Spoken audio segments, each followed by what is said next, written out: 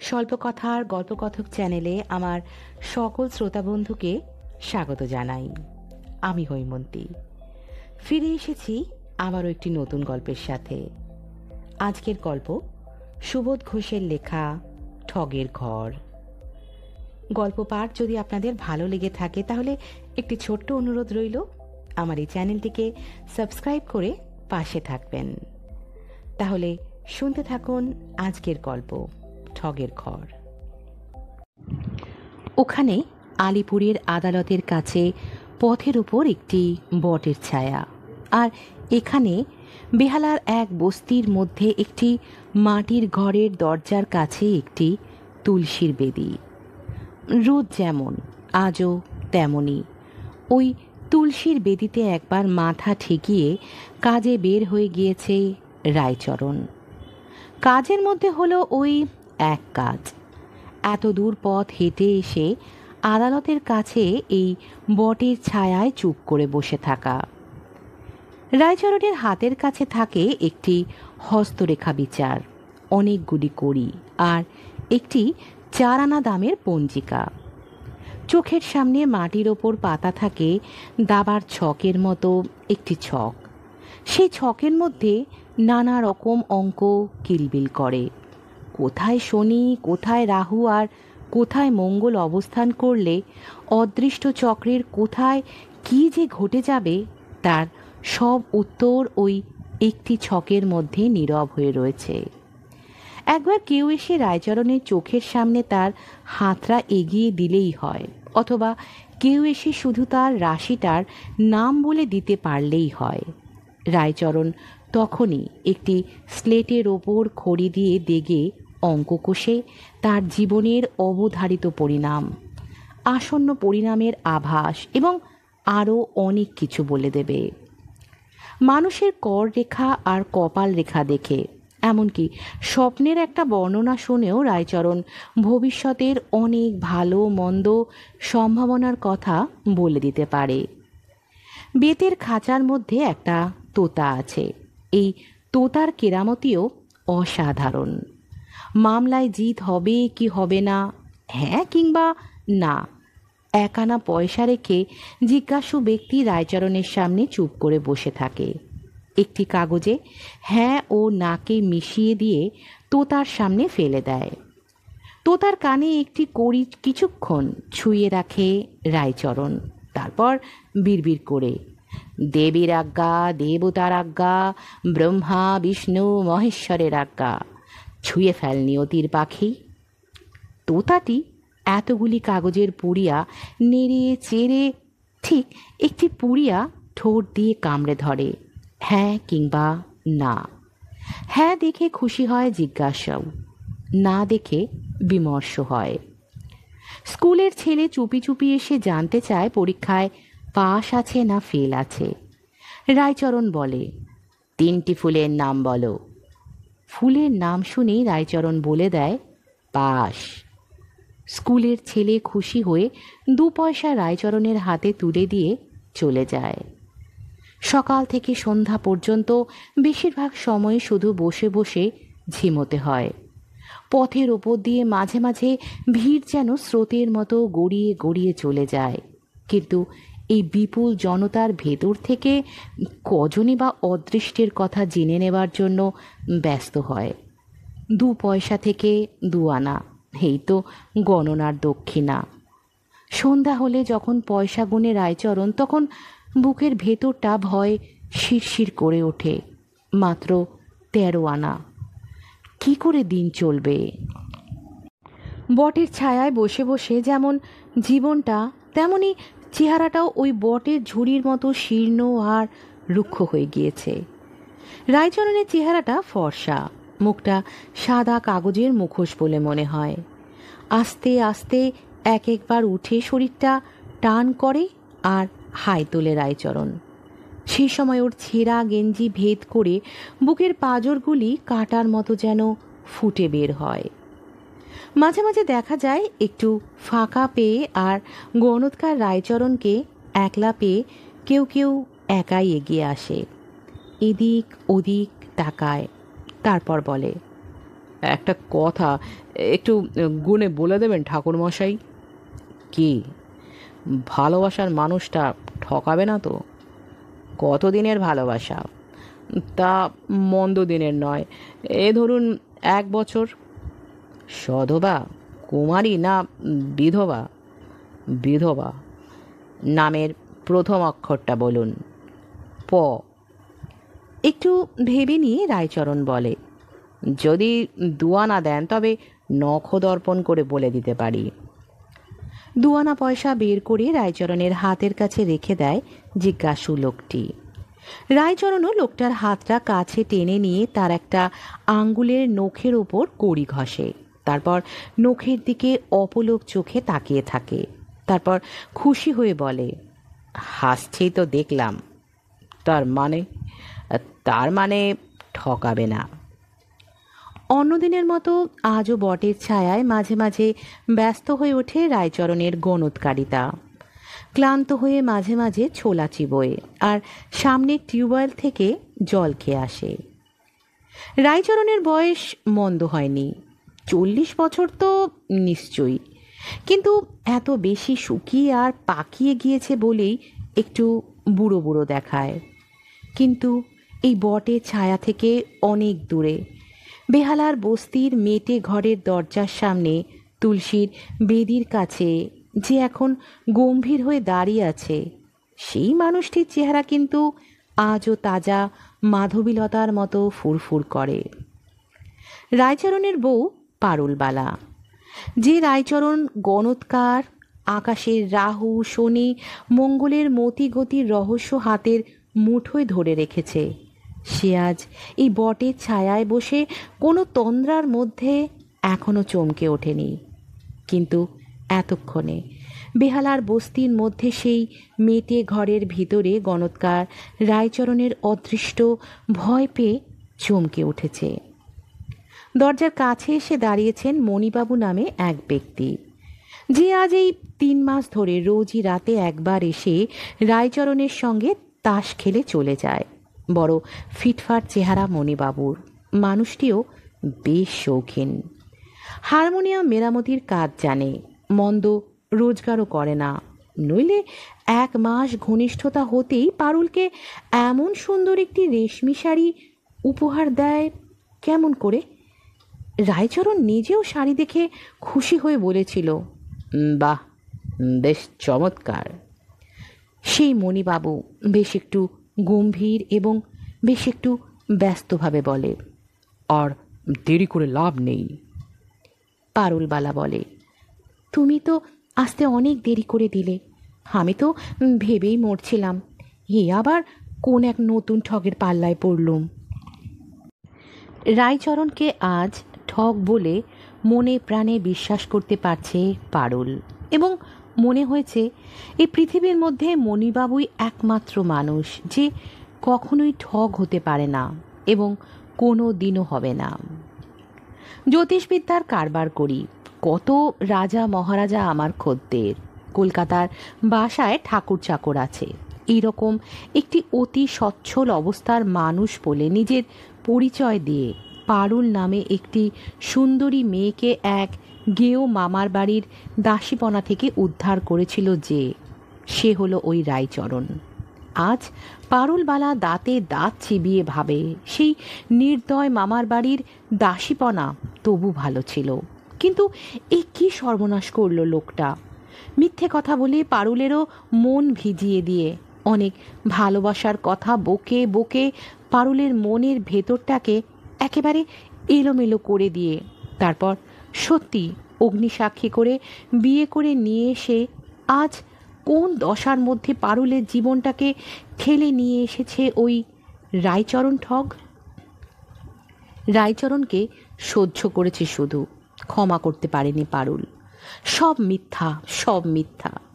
লোকটা শুধু চেহারাটাই দেখতে ভালো ছিল আর কথাগুলি মিষ্টি, তাই দেখে পারুলের মন ভুলেছিল নিশ্চয়ই, স্বীকার করে পারুল, এবং সেই ভুলের জন্যই তো তার আজ এই দশা। 8টা বছর ধরে একেবারে একটানা হাভাতে জীবন সহ্য করতে হয়েছে। কত মুলুকেই না পারুলকে ঘুরিয়ে মেরেছে লোকটা। বর্ধমান, ধানবাদ, রাঁচি, মুঙ্গের, মানুষের ভাগ্য গুনতে গুনতে ছটফট করে দুনিয়ার চারদিকে যেন ছুটে বেরিয়েছে লোকটা। তবু বিয়ে করা বউটাকে পেট ভরে খাওয়াতে পারেনি। এক আধটা গয়না সাধ্য দুঃস্বপ্ন। এমন দিন গিয়েছে যখন শাড়ির অভাবে ঘরের ভিতরে গামছা পরে বন্ধ থাকতে হয়েছে। ধানবাদে থাকতে একদিন কষ্ট সহ্য করতে না পেরে ঘরের বাইরে এসে যেচে এক ভদ্রলোকের সঙ্গে আলাপ করে দুরবস্থার কথা বলে টাকা নিয়েছিল পারুল। আজও মনে পড়ে পারুলের সেই ভদ্রলোক ঠিক সন্ধ্যা হতেই এসে ঘরের দরজায় কড়া নেড়েছিলেন। চেঁচিয়ে কেঁদে ফেলেছিল পারুল। অনেক মাপ চেয়ে তবে রেহাই পেয়েছিল। আজ মনে হয় সেই বাজে কাঁদুনির কোনো অর্থ হয় না। সেই ভদ্রলোককে দরজা খুলে দিলে কি এমন খারাপ হতো? রায়চরণকে ঘেন্না করতে করতে এরকম অনেক কথাই অনেকবার মনে হয়েছে। অনেকবার বলেও দিয়েছে ওরকম দু চারটে কথা, কিন্তু রায়চরণ নির্বিকার। আজও নির্বিকার মনে অদৃষ্টের এক গাদা নোংরা ঝুলি ঝোলা নিয়ে কোনো এক বট গাছের ছায়ার কাছে গিয়ে বসে আছে লোকটা। মিথ্যা কথা বলে লোক ঠকায়, ঠকিয়ে বিয়ে করে। কিন্তু আজ ওর এতদিনের নির্বিকার ঠগিপনার ওপর অদৃষ্টের প্রতিশোধ ঘনিয়ে এসেছে। তাই এসেছে মণিবাবু। এই 3টে মাস মণিবাবু নামে মানুষটা অনেক মায়া করেছে বলেই পারুলের শ্বাসটা একটু রঙিন হয়েছে। পারুলের মুখের দিকে তাকিয়ে সেদিন মণিবাবুর চোখ জলে ভরে উঠেছিল। আশ্চর্য হয়ে গিয়েছিল পারুল। আমার কষ্ট দেখলে আপনি কাঁদবেন কেন? আমি তো আপনার কেউ নই। মণিবাবু বলেছিল, কেউ নই বলেই তো দুঃখ হচ্ছে পারুল, তাই যতখানি স্বাদ আছে ততখানি করতে পারছি না। সেই একটি সন্ধ্যায় এই তুলসী বেদির কাছে দাঁড়িয়ে মণিবাবুর কথাগুলি শুনে মনে পারুলের বুকের ভেতরটা ধরফর করে উঠেছিল, কিন্তু তারপর আর নয়। মণিবাবু বলেছিল, যতদিন বাঁচি ততদিন দূরে থেকেই তোমাকে ভালোবাসবো। থাকো, তুমি যেমনটি আছো তেমনটি থাকো। আমি যেন তোমাকে শুধু মাঝে মাঝে দেখতে পাই। পারুলবালার গলার স্বরটা বিভোর হয়ে বলে, মাঝে মাঝে কেন? রোজই দেখে যেও। রোজই এসেছিল মণিবাবু এবং রায়চরণের সঙ্গে তাস খেলেছে। বাজার করে নিজের হাতে বয়ে নিয়ে এসেছে কপি আর চিংড়ি আর মুগের ডাল। পারুলবালা আশ্চর্য হয়ে দেখেছে আর মনে মনে ঘেন্নায় জ্বলে গিয়েছে। রায়চরণ নির্বিকার মনে সেই কপি, চিংড়ি আর মুগের ডালের রান্না খেয়েছে। বেহায়াটা যেন নিজের রোজগারের জিনিস গর্ব করে খাচ্ছে। মণিবাবুকে ভালো লাগে। খুব ভালো করে সেজে মণিবাবুর চোখের সামনে দাঁড়াতে ভালো লাগে। মুগ্ধ হয়ে যায় মণিবাবু। কিন্তু দেখতে পায় পারুল, রায়চরণ নামে যে লোকটা তার স্বামী হয়ে বসে আছে, সেই লোকটা যেন কিছুই দেখতে পায় না। আর এভাবে নয় পারুল। যেদিন মণিবাবু পারুলের হাত ধরে এই কথাটা বলে ফেলল, সেদিন পারুলের মনটাও যেন গলে গেল। পারুল বলে, আমিও বলছি, আর এভাবে পড়ে থাকবার কোনো মানে হয় না। তাহলে যাবে? যাব।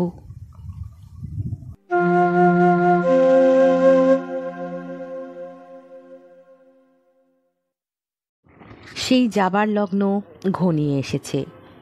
বেহালার বস্তির ভেতরে একটা মেটে বাড়ির অদৃষ্ট আজ আর কিছুক্ষণ পরেই শূন্য হয়ে যাবে। ব্যস্তভাবে বাক্স সাজাতে থাকে পারুলবালা। মণিবাবুই দিয়েছে সেই সব রঙিন শাড়িতে বাক্স ঠাসা। মণিবাবুই দিয়েছে 2টো গয়না, কানের আর গলার। সে 2টো বাক্সের ভিতরে আছে। তবে আর সাজবার ও দেরি করবার কি আছে? বাক্সের ভেতরে ছেঁড়া পুরনো আবর্জনার মতো অনেক জিনিস আছে। সেগুলি ফেলে দিলে বাক্সটা একটু হালকা হয়। মণিবাবু বলেন, হ্যাঁ হ্যাঁ, পুরনো যা কিছু আছে সব ফেলে দাও। বাক্স উপুর করে পারুলবালা। পারুলের দুহাতে যেন ডাকাতির নেশা পেয়ে বসেছে। চোখ দুটো ছুরির ফলার মতো চক চক করে। নাক আর কান তেতে যেন জ্বলছে, লালচে হয়ে উঠেছে। 8 বছরের জীবনের মতো ছেঁড়া নোংরা কুৎসিত স্মৃতিকে এখানে ফেলে রেখে দিয়ে চলে যাওয়ার জন্য ছটফট করছে এক নারীর ঘৃণা ভরা মন। হাঁপাতে থাকে পারুল। মণিবাবু বলেন, কি হলো? পারুল বলে, একটা লালচেলির জোর রয়েছে দেখছি। মণিবাবু চেঁচিয়ে ওঠে, ছুঁড়ে ফেলে দাও। চুপ করে কিছুক্ষণ বসে থাকে পারুল। তারপর চেলির জোরটাকে গুছিয়ে পাট করে তাকের ওপর রেখে দেয়।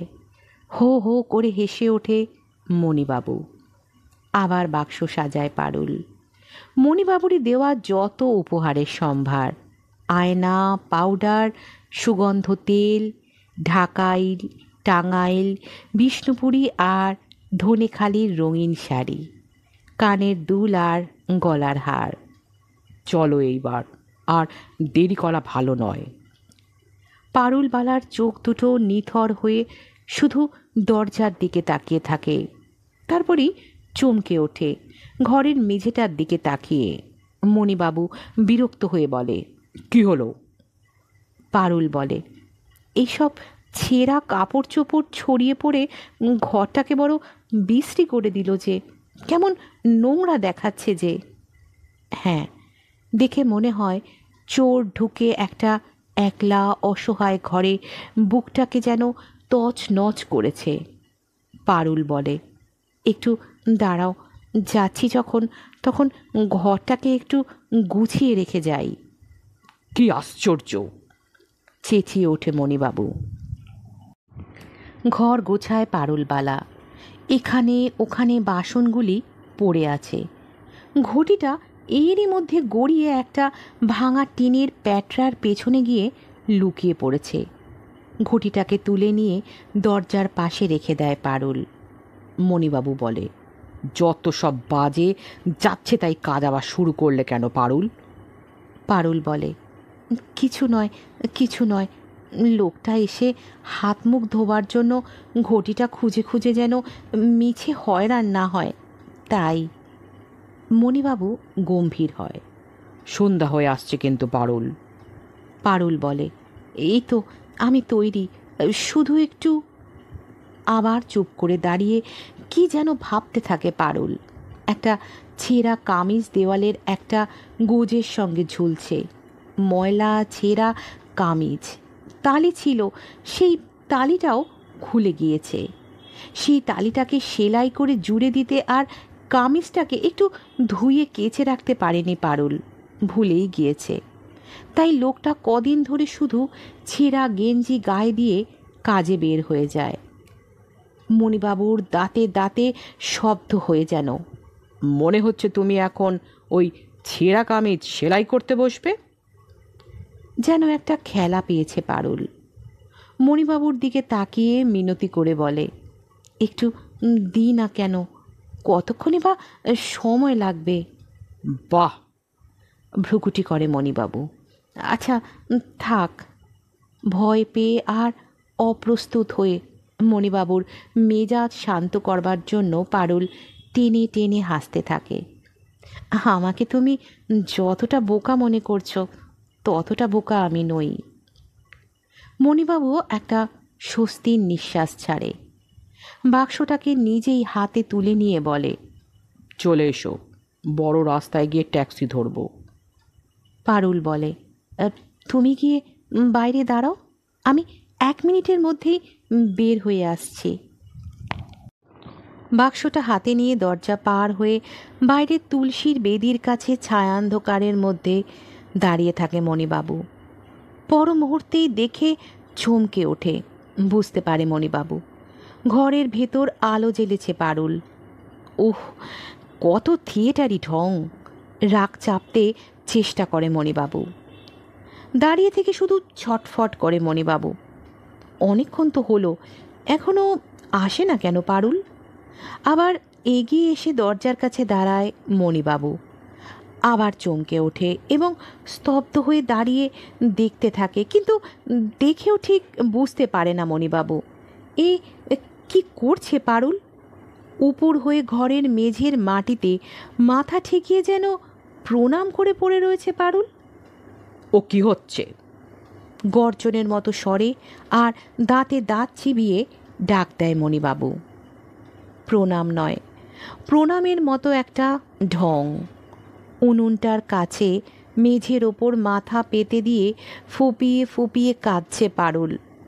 উনুনের ওপর একটা কড়া, কড়ার মধ্যে শুকনো একটা রুটি আর এক ছিটে রান্না করা শাক। আস্তে আস্তে মুখ তোলে পারুল, মণিবাবুর দিকে তাকায়। তারপরেই পাগলের মতো চোখ করে যেন একটা প্রলাপ বীর বীর করতে থাকে। তাহলে লোকটা আজ ঘরে ফিরে এসে খাবে কি মণিবাবু?